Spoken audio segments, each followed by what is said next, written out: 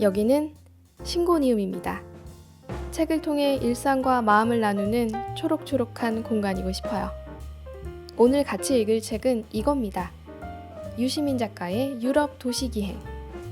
첫 번째로 소개해드린 여행의 이유 다음으로 상위권에 랭크되어 있는 책입니다.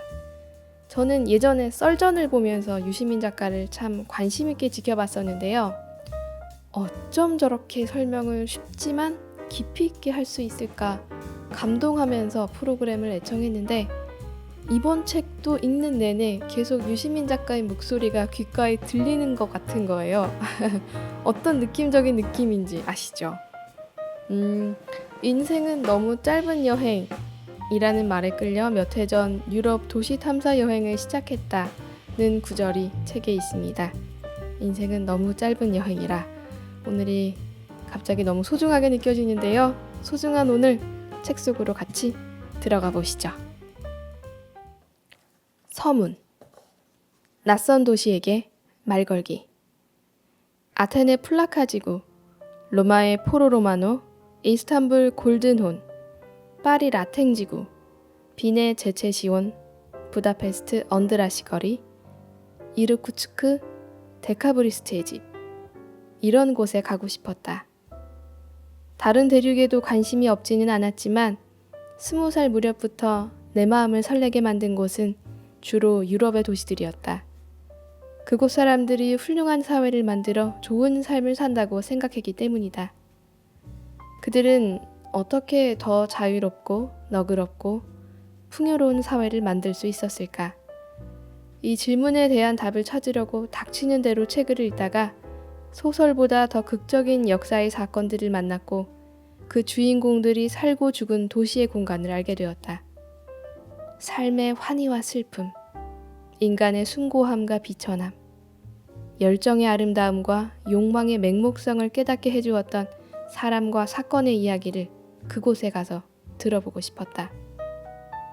그렇지만 기회가 없었다. 1980년대 이전 대한민국의 20대 남자는 정부의 허가를 받아야 나라 밖으로 나갈 수 있었다. 30대에는 제법 긴 시간 독일에 살았지만 어린 딸이 있는 유학생 부부에게 여행할 만한 시간과 돈이 없었다. 정치를 직업으로 삼았던 10년 동안은 여행 가방을 꾸릴 엄두조차 내지 못했다. 그러다가 글 쓰는 일로 돌아온 후 뜻밖의 유럽 도시 기행 집필 제안을 받았다. 유럽 도시기행 시리즈 1권인 이 책에는 각기 다른 시대의 유럽의 문화 수도 역할을 했던 아테네, 로마, 이스탄불, 파리의 이야기를 담았다. 이 네 도시에 살았던 사람들이 이룩한 정치적, 사회적, 문화적 성취는 유럽뿐만 아니라 인류 문명 전체를 크게 바꾸었다. 써놓고 보니 뭐라 말하기 곤란한 책이 되었다. 관광 안내서, 여행 에세이, 도시의 역사와 건축물에 대한 보고서, 인문학 기행, 그 무엇도 아니면서 조금씩은 그 모두이기도 한 이 책은 도시와 사람에 대한 이야기다. 낯선 도시를 여행하는 데는 저마다의 이유가 있다. 나는 도시가 품고 있는 이야기를 들으면서 새로운 것을 배운다. 나 자신과 인간과 우리 삶에 대해 여러 감정을 맛본다. 그게 좋아서 여행을 한다. 그러려면 도시가 하는 말을 알아들을 수 있어야 한다. 건축물과 박물관, 미술관, 길과 공원, 도시의 모든 것은 텍스트일 뿐이다. 모든 텍스트가 그러하듯 도시의 텍스트도 해석을 요구하는데 그 요구에 응답하려면 콘텍스트를 파악해야 한다. 콘텍스트는 텍스트를 해석하는 데 필요한 모든 정보를 말한다. 도시의 건축물과 공간은 그것을 만든 사람의 생각과 감정, 욕망, 그들이 처해 있었던 환경에 관한 정보를 담고 있다. 누가, 언제, 왜, 어떤 제약 조건 아래서 어떤 방법으로 만들었는지 살피지 않는 사람에게 도시는 그저 자신을 보여줄 뿐 친절하게 말을 걸어주지는 않는다. 도시는 대형 서점과 비슷하다. 무작정 들어가도 마음에 드는 책을 발견할 수 있다. 하지만 책이 너무 많아서 여기저기 둘러보다 보면 시간이 걸리고 몸도 힘들며 적당한 책을 찾지 못할 위험도 있다. 그렇다고 해서 구매할 책을 미리 정하고 가서 그것만 달랑 사고 돌아온다면 현명한 처사가 아니다. 인터넷 서점에서 주문하면 되지 무엇하러 굳이 서점까지 간단 말인가. 대형 서점의 가장 큰 장점은 뜻밖의 발견을 할 수 있다는 것이다. 그런 즐거움을 맛보려면 서점의 구조를 미리 파악하고 어떤 분야의 책을 살펴볼지 계획을 세워야 한다. 사려고 마음먹었던 책이 신간 안내나 서평에서 본 것처럼 정말 괜찮은 책인지 확인하는 건 기본이고, 신간 코너와 베스트셀러 진열대, 스테디셀러 판매대, 기획도서 진열대, 귀퉁이 서가까지 다니면서 이 책 저 책 들춰보는 여유를 누리는 것은 덤이다. 나는 이런 방식으로 낯선 도시를 여행했다. 찍어둔 곳을 빠뜨리지 않았고 몰랐던 공간을 발견하는 즐거움도 맛보았다. 그러나 나는 내 방식대로 낯선 도시를 여행하면서 들었던, 정확하게 말하면 들었다고 생각하는 이야기를 여기에 적었을 뿐이다. 그것이 가장 좋은 여행법이라거나 제일 중요한 이야기라고 주장할 생각은 조금도 없다.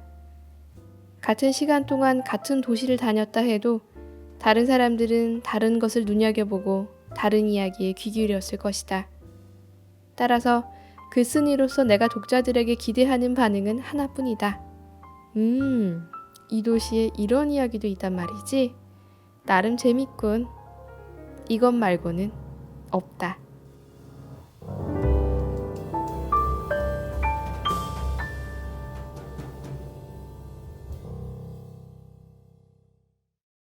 네, 책의 서문을 간략하게 낭독했습니다. 저는 책을 볼 때 서문, 작가의 말을 가장 먼저 읽습니다. 책이 하는 이야기를 잘 들으려면 작가가 글을 쓴 이유와 생각을 알아야 하니까요.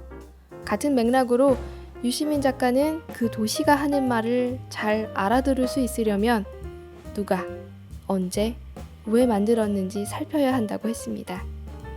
그래서 이 책은 단순 에세이처럼 본인의 감정과 생각을 나누는 것을 넘어서서 각 도시가 품고 있는 이야기를 아주 친절하게 알려줍니다.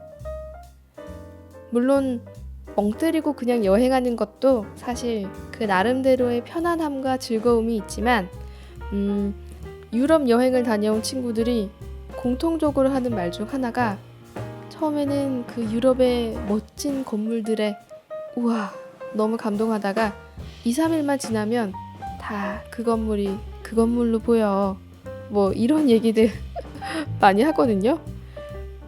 아는 만큼 보인다는 말처럼 이 책은 새로운 시각으로 여행의 새로운 즐거움을 전해줄 수 있을 것 같아요. 여기는 신고니움. 오늘은 여기까지입니다.